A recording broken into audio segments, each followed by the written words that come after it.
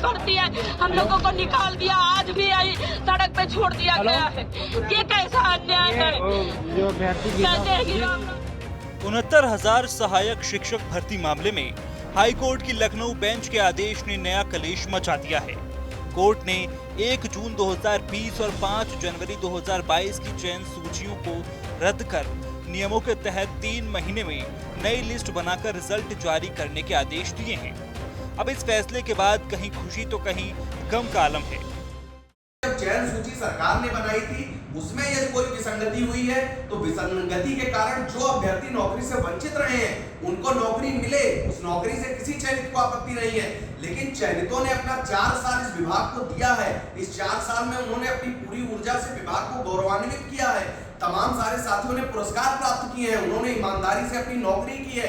अतएव इस बात को ध्यान में रखते हुए किसी भी चयनित को नौकरी से निकाला ना जाए। समस्त चयनितों की एक सुर में सरकार से प्रार्थना है कि वो कोई वैकल्पिक मार्ग खोजे। दरअसल शिक्षा मित्रों के समायोजन के रद्द होने के बाद 1,37,000 पदों के लिए पहले 68,500 और फिर 69,000 सहायक शिक्षकों की भर्ती हुई थी। 6 जनवरी 2019 को हुई इस भर्ती के लिए अनारक्षित की कट ऑफ 67.11% और ओबीसी की कट ऑफ 66.73% थी। वहीं इस भर्ती में आरक्षण के नियमों की अनदेखी के आरोप लगाकर अभ्यर्थियों ने लगातार धरना प्रदर्शन किया और अदालत का दरवाजा खटखटाया। इन अभ्यर्थियों ने दावा किया कि इस भर्ती में ओबीसी वर्ग को 27% की जगह मात्र 3.86% आरक्षण मिला और एससी वर्ग को भी 21% की जगह मात्र 16.6% आरक्षण मिला। वहीं सरकार का दावा ये कि इस भर्ती में करीब 31,000 ओबीसी वर्ग के अभ्यर्थियों को नौकरी मिली। अभ्यर्थियों का दावा ये कि इसमें से 19,000 सीटों का घोटाला हुआ।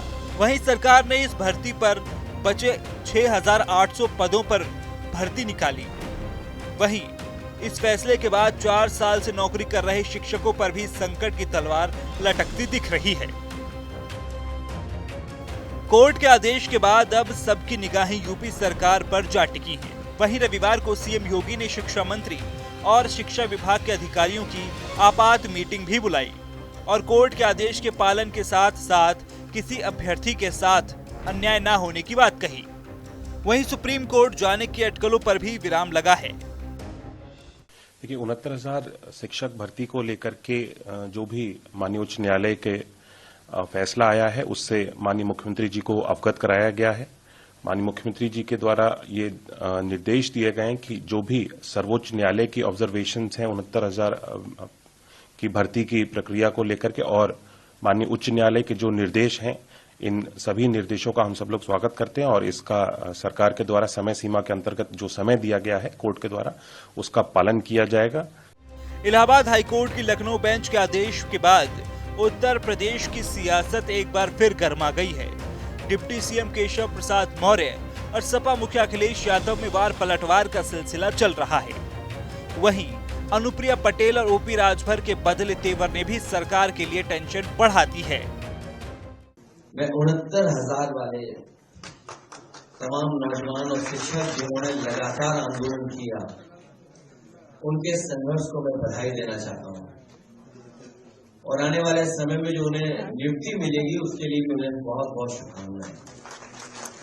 अब सरकार कितना ट्रांसपेरेंट तरीके से और जो कॉन्स्टिट्यूशनल जिम्मेदारी है सरकार की और सरकार कितना निभाएगी उस पर डिपेंड करता है कि सरकार कितनी ट्रांसपेरेंट है जिससे कि बच्चों को न्याय मिल जाए। देखिए हमेशा 69,000 शिक्षक भर्ती को लेकर के हम लोग लड़ते रहे। माननीय मुख्यमंत्री जी ने भी इस बात से स्वीकार किया कि नहीं अधिकारियों के द्वारा कुछ गलती हुई है। सुप्रीम कोर्ट ने जो फैसला दिया है उस फैसले का हम लोग स्वागत करते हैं।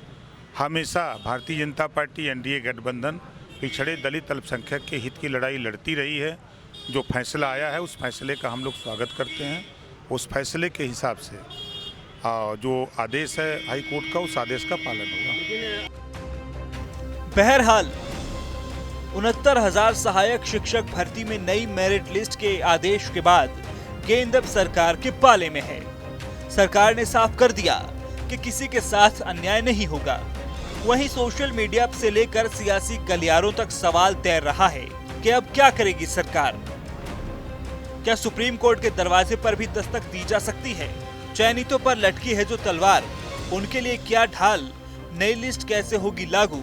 ये भी बड़ा सवाल।